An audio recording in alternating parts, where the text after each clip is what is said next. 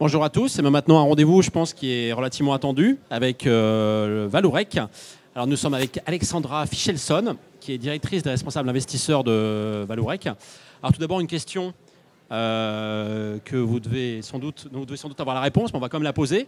Quelles sont aujourd'hui les activités de Vallourec et dans quel pays vous êtes implanté ? Bonjour à tous, merci d'être là.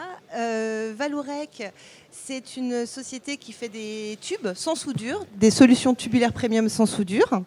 C'est environ 3 milliards d'euros de chiffre d'affaires l'année dernière, 2 tiers pour les activités pétrole et gaz, 15% à peu près pour l'énergie électrique, et puis le reste pour des activités industrielles, type construction, mécanique, automobile. C'est 19 000 salariés dans plus de 20 pays. Et c'est une empreinte industrielle équilibrée, mondiale, entre l'Europe, les États-Unis, le Brésil et la Chine. Alors vous avez publié vos chiffres au 30 septembre, le 9 novembre dernier. Est-ce que vous pouvez rappeler les points clés de cette publication ? Tout à fait. Alors, les points clés, c'est amélioration. Une amélioration sur les 9 premiers mois de l'année, trimestre après trimestre. Nous avons un chiffre d'affaires et un résultat brut d'exploitation en amélioration, et ceci notamment grâce à la bonne performance des activités américaines, une reprise sur le marché américain, une bonne tenue des activités brésiliennes, et puis les bénéfices de notre plan de transformation que nous avons mis en œuvre début 2016. Comment a évolué le chiffre d'affaires par grande région géographique ? Alors, si on s'en tient aux régions géographiques, si on regarde le pétrole et gaz, 2 tiers de notre chiffre d'affaires, on a 3 grandes zones, les États-Unis, le Brésil et le reste du monde. C'est un petit peu contrasté. Pour les États-Unis, on voit une forte reprise des activités nord-américaines. On mesure ça par le nombre d'appareils de forage actifs. L'année dernière, on était à peu près 400. Cette année, on est à plus de 900. C'est une reprise bien meilleure que celle initialement anticipée. Ça nous a permis d'augmenter nos prix de plus de 25% par rapport au point bas de l'année dernière, et de bien charger nos usines. Pour tout ce qui est du Brésil, ce que je disais tout à l'heure, une stabilité des opérations, notamment pétrole et gaz avec notre principal client local Petrobras. Et dans le reste du monde, c'est un peu plus contrasté. On a une activité encore difficile et des prix... encore un contexte de prix difficile. Juste avant de finir, je voudrais juste mentionner la bonne tenue des activités industrielles que je mentionnais tout à l'heure en Europe et au Brésil. On peut revenir un petit peu sur les anticipations de résultats pour l'année en cours, et vous les avez relevés récemment. Qu'est-ce qui vous a amené à relever cette feuille de route ?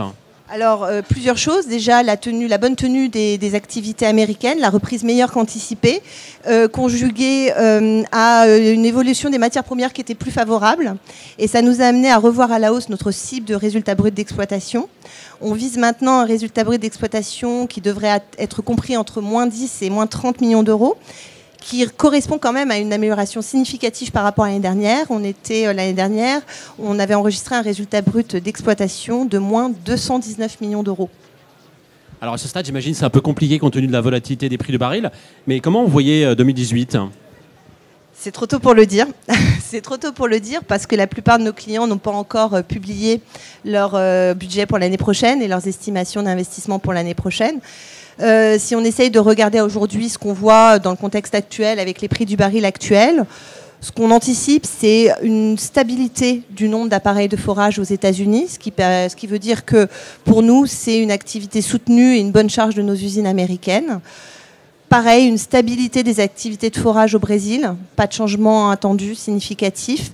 Et dans le reste du monde, un tableau un peu plus positif que celui que je décrivais tout à l'heure, avec des compagnies pétrolières nationales qui continuent d'investir à un niveau relativement stable, et une reprise de l'activité de la part des compagnies pétrolières internationales.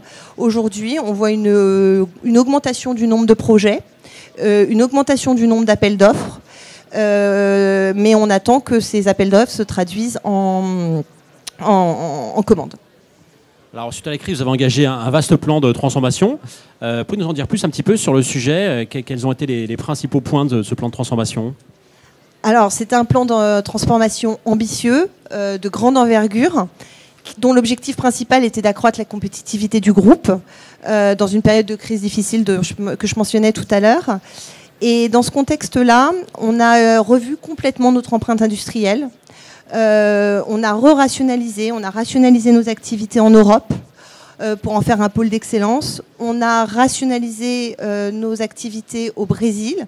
On avait 2 entités qu'on a fusionnées, ce qui nous a permis de générer des synergies, ce qui nous a permis également de faire des économies importantes. Et on a pris 100% d'un laminoir chinois, Tienda, afin de pouvoir faire des tubes d'entrée de gamme à des prix compétitifs que nous n'étions plus capables de fournir de nos autres usines dans le groupe. Et ce plan de transformation avait vocation à encore une fois être plus compétitif et offrir des services et une offre complète. Alors, quels sont les résultats concrets de ce plan de transformation en termes chiffrés? Vous avez économisé combien, par exemple, par rapport à avant la crise? Alors, nous avons annoncé le plan en février 2016. Et sur l'année 2016, nous avons généré 150 millions d'euros d'économies avant inflation. Au premier semestre de cette année, on a généré 78 millions d'euros d'économies avant inflation. Ce qui est quand même notable compte tenu du temps qui est relativement court. Et aussi des exemples de résultats commerciaux. Donc je disais qu'à la fin de l'année dernière, on a acquis le laminoir chinois Tienda. Et on a déjà aujourd'hui, il y a quelques semaines, annoncé les premiers résultats avec un succès commercial important avec l'opérateur national égyptien Babetco, une joint venture avec Gel, et on offre en fait toute la gamme de produits allant de l'entrée de gamme avec les tubes carbone fabriqués chez Tienda, le plus moyen de gamme, les tubes carbone Tienda filetés Vallourec, donc fileté c'est la connexion des tubes Vallourec dans une usine Vallourec à Changzhou, et le très haut de gamme fourni d'Europe. Donc un vrai succès client. Justement, vous évoquez le renforcement de votre base industrielle en Chine.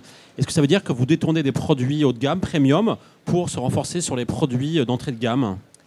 Vallourec est et reste et a vocation à rester un acteur premium. Dans le contexte que nous avons connu, les besoins de clients ont évolué de manière significative et on s'est rendu compte que beaucoup souhaitaient avoir l'ensemble de la gamme, pas seulement du premium. Ils voulaient pouvoir avoir tous les produits par la même personne, par le même tubiste. Et donc, dans ce cadre-là, nous sommes capables, grâce à la Chine, d'offrir de manière compétitive des produits entrée de gamme. Et puis, on continue à innover et on continue toujours à aller plus loin vers les offres premium et les produits premium pour le très haut de gamme. Donc, vraiment, c'est toute la gamme plus compétitif. Alors, en marge de ce plan de transformation, vous avez également engagé une augmentation de capital pour renforcer les assises financières de l'entreprise. Alors, j'imagine le capital, le tour de table de l'entreprise a évolué suite à cette augmentation de capital. Aujourd'hui, qui sont les grands actionnaires de Vallourec?